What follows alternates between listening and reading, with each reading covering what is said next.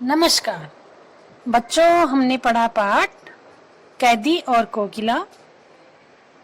आज हम पढ़ेंगे पाठ से संबंधित प्रश्नोत्तर। तो चलिए देखते हैं पहला प्रश्न। कोयल की कूक सुनकर कवि की क्या प्रतिक्रिया थी?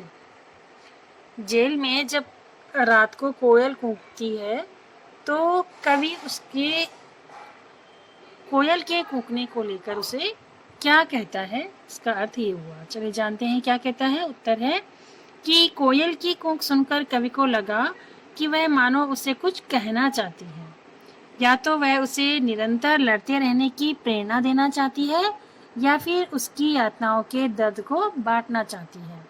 उसे लगता है कि कोकिल कवि के कष्टों को देखकर आंसू बहा रही है और चुपचाप अंधेरे को भेदकर विद्रोह की चेतना जगा रही है। इसलिए अंत में कवि उसके इशारों पर आत्म बलिदान करने को तैयार हो जाता है। अगला प्रश्न है, कवि ने कोकिल के बोलने के किन कारणों की संभावना बताई? तो इसका उत्तर है, कवि ने कोकिल के बोलों के पीछे अनेक संभावनाएं व्यक्त की हैं। उनके अनुसार कोकिल कवि की यातनाओं से सहानुभूति प्रकट करने आई है, या फिर कवि के आंसू पोंछने आई है, या परतंत्रता के अंधेरे को छांटने आई है, यानी कि गुलामी के अंधेरे को भगाने आई है, या फिर कैदियों के मन में स्वतंत्रता की ज्वाला जगाने आई है। आखिर वो किस लिए आई है? या फिर वो कवि के हृदय में विद्रोह के बीज बोने आई है, या संकट के सागर को सामने देखकर स्वयं बलिदान होने आई है। प्रश्न नंबर 3 है कि किस शासन की तुलना तम के प्रभाव से की गई है और क्यों? तो इसका उत्तर है, ब्रिटिश शासन की तुलना तम के प्रभाव से की गई है, क्योंकि ब्रिटिश शासकों ने बेकसूर भारतीयों पर घोर अत्याचार किए। उन्होंने स्वतंत्रता सेनानियों को कारागृह में तरह तरह की यातनाएं दी और उन्हें कोल्हू के बैल की तरह जोता गया। जैसे कोल्हू का बैल होता है ना, एक बार जो 2 दिन भर से घूमता रहता है वो कोल्हू पर, उसी प्रकार से उन्होंने कैदियों के साथ किया कि दिन भर उनको काम पे लगाए रखा। प्रश्न नंबर 4 है कि कविता के आधार पर पराधीन भारत की जेलों में दी जाने वाली यंत्रणाओं का वर्णन कीजिए। इसका उत्तर है, पराधीन भारत में कैदियों को अमानवीय यातनाएं दी जाती थी। राजनीतिक बंदियों को भी चोरों, लुटेरों और राहजनों के साथ रखा जाता था। उन्हें रहने के लिए अंधेरी कोठरी दी जाती थी। उन्हें हथकड़ी से बांध कर रखा जाता था और भोजन इतना कम दिया जाता था कि जिससे पेट नहीं भरता था। उनसे पशुओं का काम लिया जाता था और उनसे कोल्हू चलवाया जाता था। कोल्हू जिससे कि तेल निकलता है। प्रश्न नंबर 5 है, भाव स्पष्ट कीजिए। मृदुल वैभव की रखवाली सी कोकिल बोलो तो।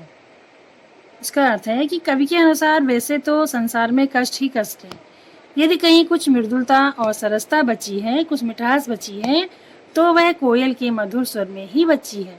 अतः कोयल मृदुलता की रखवाली करने वाली है। वह उससे पूछता है कि आखिर वह जेल में अपना मधुर स्वर गुंजाकर उसे क्या कहना चाहती है। अगली पंक्ति है, हूँ मोट खींचता लगा पेट पर जुआ, खाली करता हूँ ब्रिटिश अकड़ का कुआं।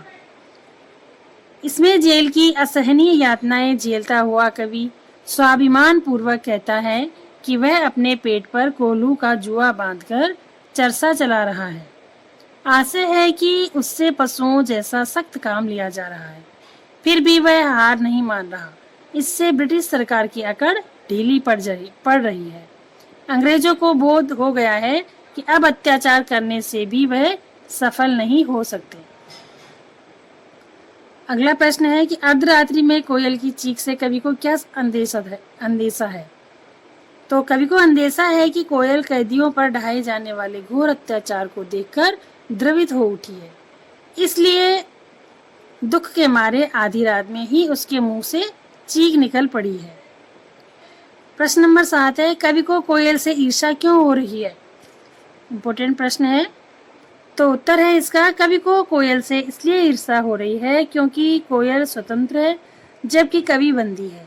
कोयल हरियाली का आनंद ले रही है जबकि कवि 10 फुट की कोठरी में, अंधेरी कोठरी में जीने के लिए विवश है। कोयल के गाने का सभी सराहना करते हैं, कोयल के गान की सभी सराहना करते हैं, जबकि कवि के लिए रोना भी गुनाह हो गया है। प्रश्न नंबर 8 है कि कवि के स्मृति पटल पर कोयल के गीतों की कौन सी मधुर स्मृतियां अंकित हैं, जिन्हें वह अब नष्ट करने पर तुली है। कवि के स्मृति पटल पर कोयल के गीतों की मधुर स्मृतियां इस प्रकार हैं। नंबर 1 है, अब ओस से बनी घास पर सूरज की किरणें पड़ती थी, तब कोयल गान सुनाती थी। जब विंध्याचल पर्वत से गिरने वाले झरनों पर कोयल गाना सुनाती थी। स्मृतियां मतलब पुरानी यादें। जब विंध्याचल पर्वत की बहुत बहुत ऊंची चोटियों पर कोयल गान सुनाती थी, और जब सारे संसार को अपने तेज झोंकों से कपाने वाली हवा के बीच कोयल गाना सुनाती थी। क्यों अब कोयल इन सारी मधुर स्मृतियों को नष्ट करने पर इसलिए तुली है क्योंकि वह अंग्रेज सरकार द्वारा स्वतंत्रता सेनानियों पर किए गए अत्याचारों से क्षुब्ध है, दुखी है, पीड़ित है। अगला प्रश्न है, हथकड़ियों का गहना क्यों कहा गया है। उत्तर है कि गहना उस आभूषण को कहते हैं जो धारणकर्ता का गौरव और सौंदर्य बढ़ाए। तो पंडित मक्खनलाल चतुर्वेदी जी क्रांतिकारी हैं, जिन्होंने स्वतंत्रता प्राप्ति के लिए स्वयं प्रेरणा से संघर्ष का मार्ग अपनाया था। जेल को अपना प्रिय आवास तथा हथकड़ियों को गहना समझते थे वे। उन्हें किसी गलत कार्य के लिए हथकड़ी नहीं पहननी पड़ी। उन्होंने स्वतंत्रता प्राप्ति के महान उद्देश्य के लिए हथकड़ियां स्वीकार की, अतः उनमें उनका गौरव बढ़ा और समाज ने उन्हें इन हथकड़ियों के लिए प्रतिष्ठा दी, इसलिए उन्होंने हथकड़ियों को गहना कहा है। अगला प्रश्न है, काली तू ए आली, इन पंक्तियों में काली शब्द की प्रवृत्ति, काली शब्द की आवृत्ति, आवृत्ति मतलब बार बार जो काली शब्द आ रहा है उससे उत्पन्न चमत्कार का विवेचन कीजिए। तो काले रंग का अर्थ होता है काली तू रजनी भी काली, टोपी काली, कमली काली, लोह मेरी लोह श्रृंखला काली। अन्याय के अर्थ में जैसे शासन की करनी भी काली, मेरी काल कोठरी काली। और भयानक के अर्थ में जैसे काली लहर, कल्पना काली। यानी कि कवि बार बार काली शब्द की आवृत्ति करके यह मनोभावना प्रकट करना चाहता है कि बंदी गृह में चारों ओर अन्याय और निराशा का वातावरण है। अंग्रेज सरकार ने उन्हें बहुत अधिक त्रस्त कर दिया है, इसलिए उन्हें सब कुछ अंधकार में प्रतीत होता है। अगला प्रश्न है, काव्य सौंदर्य स्पष्ट कीजिए।